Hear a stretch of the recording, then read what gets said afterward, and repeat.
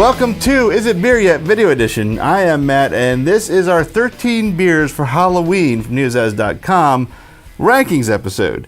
Since all these beers were made, and well, most except all for one, their names and their styles were inspired by Halloween Horror Nights, and the community by and large ranks their favorite houses and scare zones and everything at the end of every year, thought it might be appropriate to rank the beers and how they came out.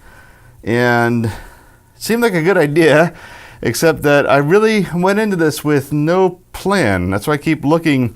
All the beers, all 13 beers I drank on this series are in front of me right now. Labels turned towards me. And I know what my 13 is going to be, but I don't know where I'm going to go from there. So we're going to start with that. 13, probably no surprise to anybody that's seen this entire run, is beer 13. 13th beer, 13th beer brewed. Its name is 13. Yeah, I will not make that one again. And if you, pretty much the explanation between all these decisions are found in the past videos. So now this is where, actually, it's not so tough. I know what's going to be next. Next one has to be Scream Ale. That was supposed to be the Cream Ale, and it was by its malts and hops, but that's the one I messed the yeast up on. So that certainly will never be made again, at least not on purpose. So that was an accident yeast addition, and it didn't ruin the beer. Far from it. Actually, it made it quite drinkable, but it's not what I wanted, so that's got to be number 12. Number 11. Yeah, this is where it gets tough. I'm looking at one that you might, if you followed the entire series, you might expect me to pick because of the style and how I feel about it, but I'm going to not pick number 11 based on that personal preference. I'm going to base it on how it came out, and it might surprise you. It's going to be Vamp IPA 87, and I am a big IPA and Pale Ale fan, but that beer was quite thin, and that recipe needs some adjustments. It needs more body to it. So that is going to be my number 11, actually, surprisingly to me as well. Number 10. This is where it gets really difficult. Actually, again, I'm not going with style. I'm going with how it came out because I still do not have my Pale Ale recipe, my signature Pale Ale recipe.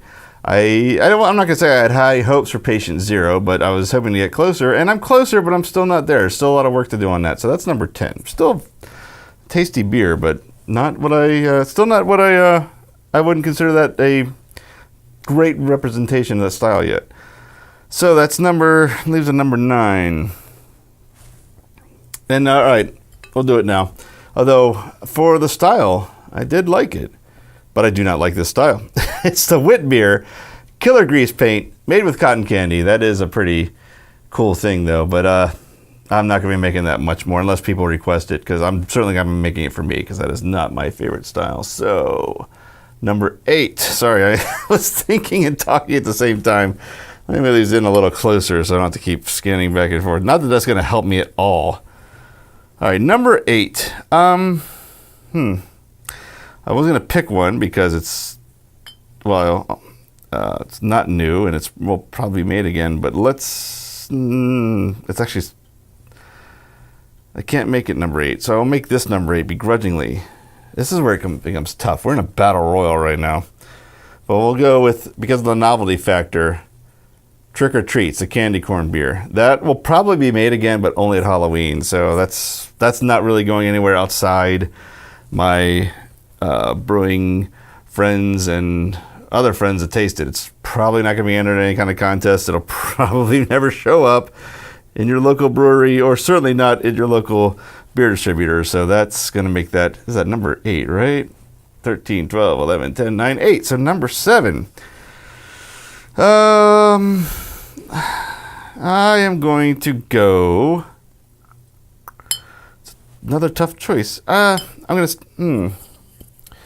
almost a tie. So this is the one I put my hand on first. Twisted Tater 2.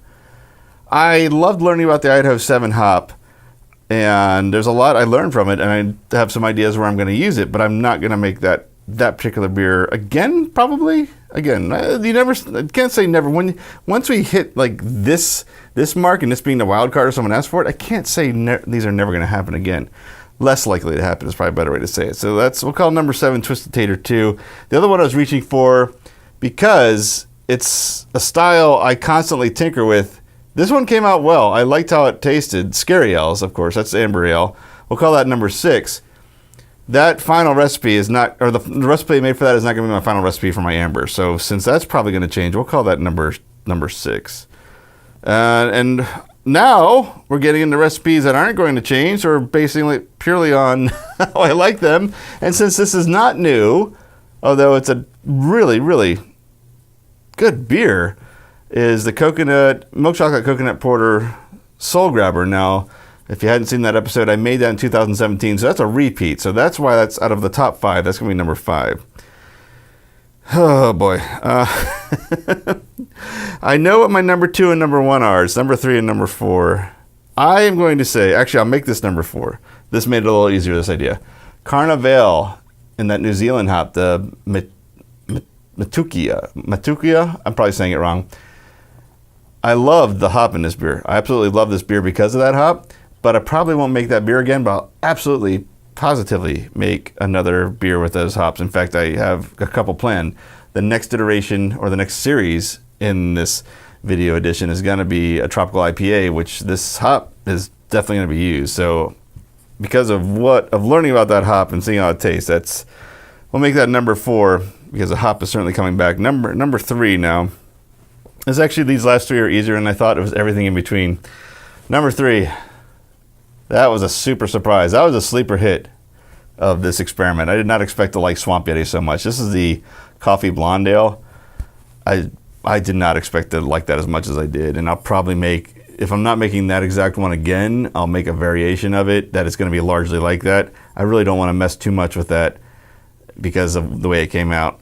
Number 2, even bigger surprise than that, because I've never made this style before, was a brown ale. Again, I said in that episode, I forgot how much I like brown ale styles. I'm shocked how much I like that one for my first attempt, and I'm not sure I'm going to change anything on that.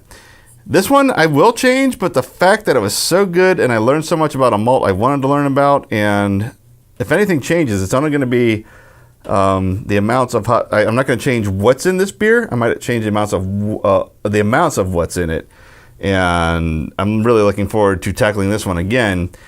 So that will make number 1 the Red Rye Chainsaw Splatter. Even though I will be adjusting that recipe, I'm not taking any ingredient out or putting anything in. I'm only changing the amounts. That was a fun beer to work on. All these were fun to work on. This series was a lot of fun to do. So that's it. That finally wraps this up. It's going to be a few weeks until I get another set going, because I have nothing even brewed or fermenting in any stage ready to taste. So we have to start from scratch. And a lot of this brewing hobby is a lot of waiting, actually. That's a big part of it. So, but I will be back with that. Some more videos on this. I've really enjoyed doing these videos. I really enjoyed doing these 1 gallon brews. I hope you've enjoyed watching this.